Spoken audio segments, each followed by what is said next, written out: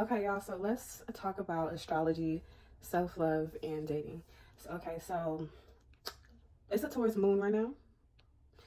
So I'm either gonna do this video right here in bed or outside in nature because I'm like, I want it to be real chill today. I want the vibes to be smooth. Okay, let's stop horsing around. Astrology, dating, self-love. Okay, all topics that have so much traction, especially on social media, podcasts. You can really hear these type of topics being talked about somewhere at all times these days. Okay, y'all, I decided to go outside because I'm a Gemini moon. I'm gonna change my mind. Okay, so let's talk about dating, self-love, and astrology. Okay, so I had a question that popped up on my Q&A was Libra, Venus, man. Does she need to run or what? Okay, so if you're dating a man that has a Libra in Venus, first things first, Venus is at home in Libra and Taurus. So with Venus at home in Libra and Taurus, this can make them the type of lovers that they get too comfortable. They get too comfortable or they're too lazy because this is something that is second nature. It's so natural. It's so effortless that they think that they've already mastered it and they've already reached the highest level it can go in the name of love. But no, don't be the type of lover that is lazy in bed, Venus, Libra, or lazy when it comes to tending to your partner's love languages, making everything about you, right? Because the other side of Libra is Aries. So we have to remember that Aries is selfish, is hot-headed, is hard-headed, is fiery. So with Libra's sister sign being Aries, you know, when there is no balance or when the balance is off, this person can be a selfish lover. Okay, this person can be the type to put themselves first in the relationship dynamic. So a Libra Venus, you want to make sure he's mature. You want to make sure he's actually practicing what he's preaching. You want to make sure that he has morals and integrities, because Libra placements, especially Libra men, they tend to be really good liars or people pleasers or little finessers.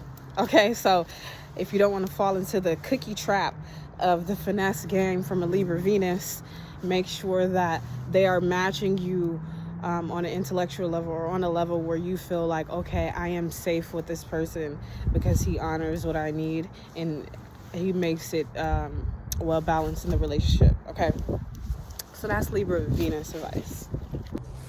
Now, when it comes to dating and astrology, if you want to compare and contrast, or you want to see how the relationship dynamic will play out, you can either look at your synastry chart with this person, or you can look at your composite chart with this person. Now, the difference between the two is a composite chart is going to show you basically like a mashup of how the relationship will play out.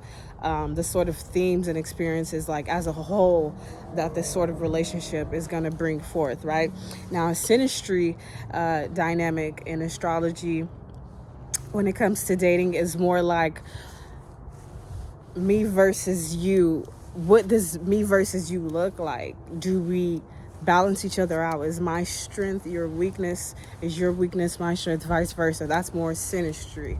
Okay, so when it comes to synastry, the placements that I like to look at, looking at two lovers' charts, is their Mercury, because I want to see how they're going to be able to communicate to each other, right?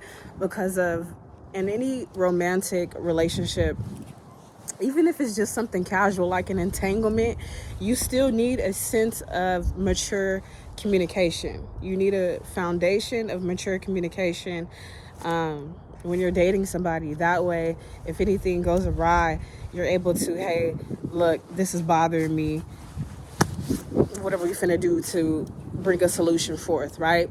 That needs communication. So I look at Mercury, right? Because Mercury is a planet that represents communication.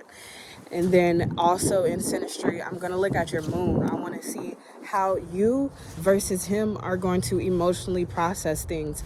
For example, if you have a Cancer moon, but he has a Capricorn moon, well, he's going to be more closed off. He's going to be more internal with how he feels. He's going to be more stoic with how he feels. He's going to try to be more put together about how he feels emotionally, versus you, a Cancer moon, you're going to be more expressive about how you feel. You're going to emotionally eat.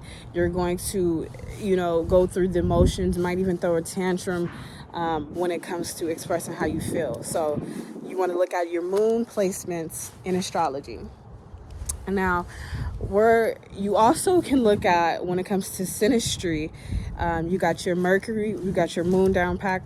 I want to look at your Mars. I want to look at your Mars placement versus his Mars placement, because this is going to not only tell me what the dynamic is going to be like if you guys get into an argument or get into a fight, or if it gets volatile. I'm going to be able to see how and why with you guys' Mars signs, and as well as it's going to tell me what the sexual energy and chemistry is going to be like, right? So if, say for example, hypothetically speaking, you have Mars in Gemini and your partner has Mars in Gemini. So with you and your partner having Mars and Gemini both, this means that you guys could get on each other's nerves easily, because it's like you guys know what points to trigger and pick, because it's like the same trigger points almost, in a sense. And then also I know that the sexual synastry is going to be harmonious and organic, because you guys both like the same things. So for example, you guys both like touch, you guys both like foreplay, you guys both like mental stimulation before the act of sex. That's because you guys both have Mars and Gemini, right? So you want to look at your Mars in synastry with your moon and your Mercury. Another good placement to look at in synastry astrology is your Venus. You want to look at your Venus, because this is going to tell you and your partner's love languages.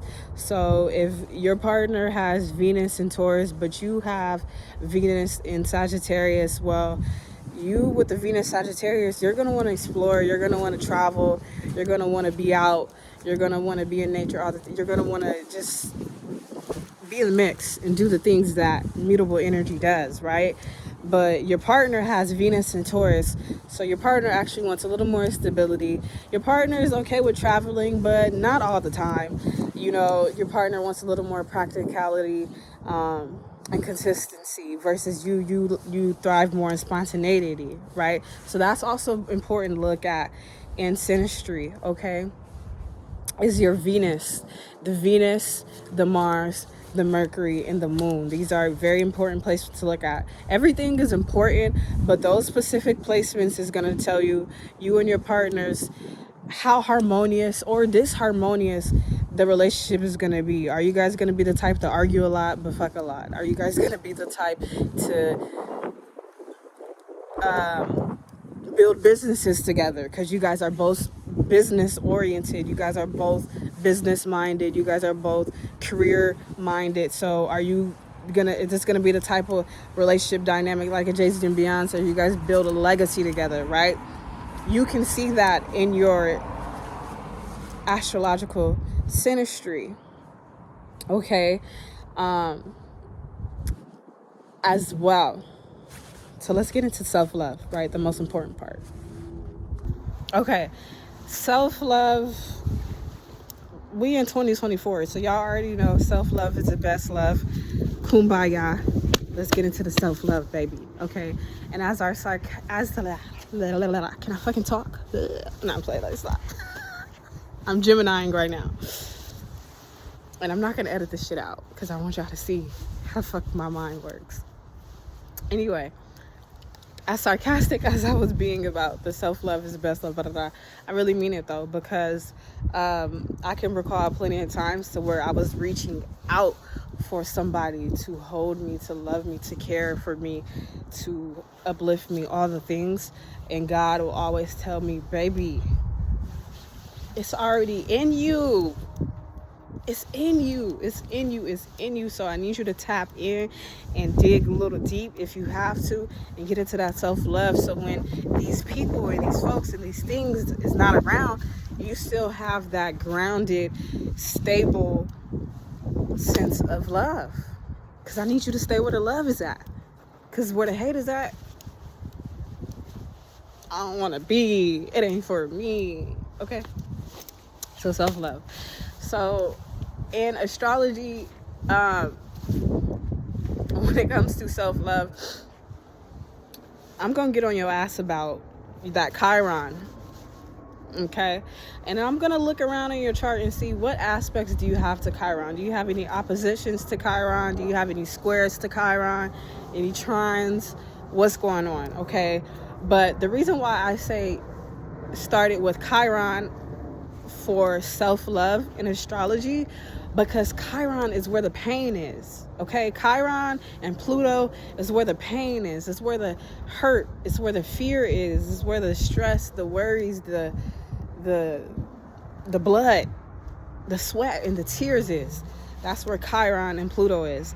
And the reason why you want to tap into that for self-love is because when you accept all of who you are, the flaws, the ugly, the bad, all that, when you accept that, you then begin to love that. And when you love that, you then begin to curate a better relationship with yourself. Okay, so when you love the parts of yourself that